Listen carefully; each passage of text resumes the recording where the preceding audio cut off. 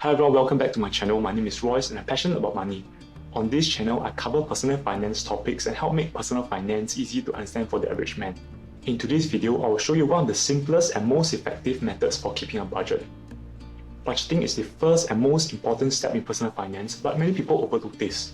I have friends who earn maybe $4,000 to $5,000 a month but have zero savings after 2 years of working. So, it doesn't really matter how much you're earning. If you can't manage your money, you will still be broke. The first step to keeping a budget is to determine why you need one. Some may say, I want to save money and build my wealth. But I will suggest creating a goal that is more specific. So some examples would be saving up for marriage in 5 years' time, or a longer goal like retirement.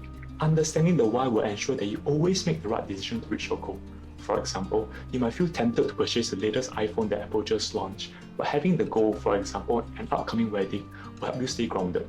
Personally, my current goal for budgeting is to eventually retire at age 55, which is around 30 years from now.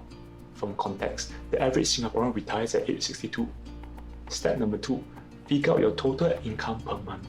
This should include employment income and any income from side hustles. For employment income, you will need to deduct tax or social security contributions from your monthly income. This is because this is the actual amount of money that you will receive in your bank account on a monthly basis. For those living in Singapore, your employment income should actually be post-CPF deductions. For context, we have a comprehensive social security system in Singapore called Central Provident Fund (CPF) that enables working Singaporean citizens and permanent residents to set aside funds for retirement. Both employees and employers actually make monthly CPF contributions, which addresses healthcare, home ownership, and family protection. One would usually contribute about 20% of the monthly income to CPF.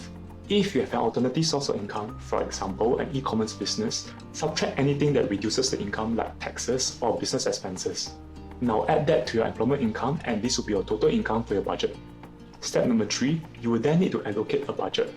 Any budget should cover your needs, your wants, your investments, and your savings. Generally, you can follow this 50-30-20 rule while planning your budget.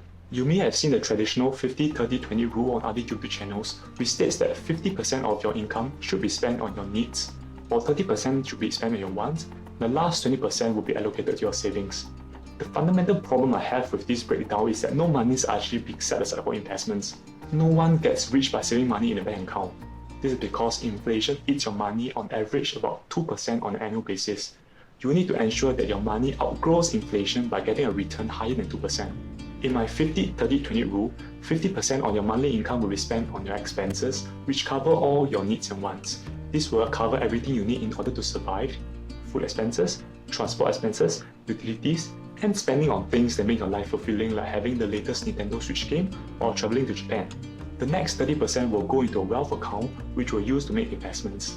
This includes purchasing bonds, stocks, or funds that will help you grow your money. The remaining 20% will go into a savings account, which will serve as your emergency funds. It is important to select a savings account that has the highest interest rates, so that your money isn't being eroded by inflation. Do note that you can tailor the percentages in different stages of your life. There will be times where you have more money for investments, and other times where your money will go into expenses, say when you just started a family. So let me share my personal budgeting plan on Notion. I have been using Notion, an online productivity app, for the past 3 months for all things about my life, be it work, personal finance, or tracking my anime. It's really convenient because I can access the app on my iPhone, iPad, and MacBook, and edits are uploaded onto the cloud. It's currently free and I'll leave the download links down in the description. For my expenses, it forms 48% of my monthly income. Generally, I recommend only spending about 10% on your monthly income on your insurance. Only purchase insurance if you can afford it and if you really need it. In the event you do lose your employment income, you need to continue paying the premiums, so don't bite more than what you can chew. I spend around 20% of my monthly income on my parents' insurance and allowance, as they are still reliant on me for contributing to the family finances. The remaining 15% is then divided into my needs and wants. My needs takes up about 10% of my monthly income, which include food, transport, utilities, and groceries. My principle on nothing more than $5 a meal still remains from my university times, though it can be quite a struggle as my workplace is next to a shopping mall. Food cost expenses are really crazy. A bowl of noodles can cost me $5.50 and sometimes I'm not even full after eating. So I try my best to visit the food standards where I can get a good meal at about $3.50. It's really a trade-off between comfort, where food courts are usually air-conditioned, and cost, because food court prices are much higher.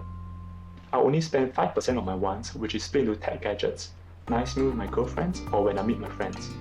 As I'm in a stage where I have relatively no obligations, I spend a significant of my income on investments. My personal take on investments is passive investing. Time is at opportunity cost, and versus spending a significant amount of time on reading the market and understanding each company in detail, I feel spending the time to build a reliable and alternative income source is a more efficient use of time. However, that doesn't mean you don't do your due diligence in understanding the company and the prospective growth. Now, 2/3 of my investments go into exchange-traded funds, ETFs, while 1/3 of my investments go mostly into blue-chip stocks. You might ask, what is an ETF? An ETF is an investment that tracks the performance of an underlying index. It's passively managed because it buys in a combination of companies based on whatever allocation the index is tracking. Examples on the ETF is the Vanguard S&P 500 ETF, which tracks the S&P 500 index. Buying into this fund gives you exposure to 500 of the biggest public companies in the United States. Microsoft, Apple, and Facebook are some of these examples. From a Singapore perspective, buying the Straits Times Index (STI) ETF gives you exposure to the top 30 companies in Singapore. Some examples include CapitaLand, DBS, or OCBC. But the downside to this STI ETF that most companies are in the financial services. This means that if the financial services industry gets affected, this STI ETF is affected as well. Now, a blue chip company is known to weather downturns and operate profitably in the face of adverse economic situations, which actually helps to contribute to a long-term record of actually stable and reliable growth. Now, McDonald's is one example, because people still go to McDonald's when times are bad, right? Lastly, I save 18% of monthly income in the savings account, and I'm getting about 2.2% of interest off my savings in the account. I use the DBS Multiplier Savings Account, and I'll do a comparison of savings account in future. So as COVID-19 spreads, industries around the world are struggling and closing down. The banks are really trying to encourage more people to borrow money by lowering down the interest rates, but this affects the interest rates in savings account. So in other words, cash is trash in current state of things. Step number 4, track your progress. It is important to record your spending using an app. Similarly, I use Notion to record and track my expenses. As you can see, I log every expense on Notion and tag each expense with the category.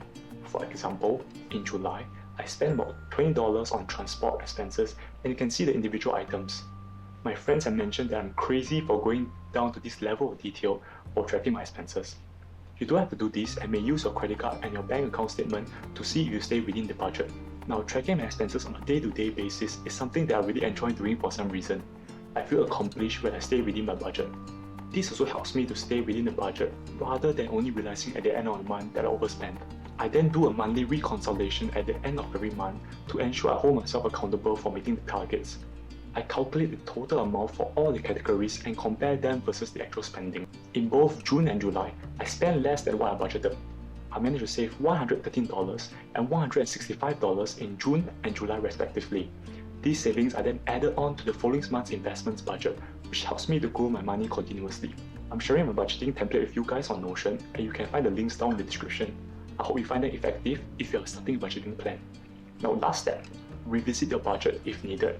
Your income, expenses, and priorities will change over time.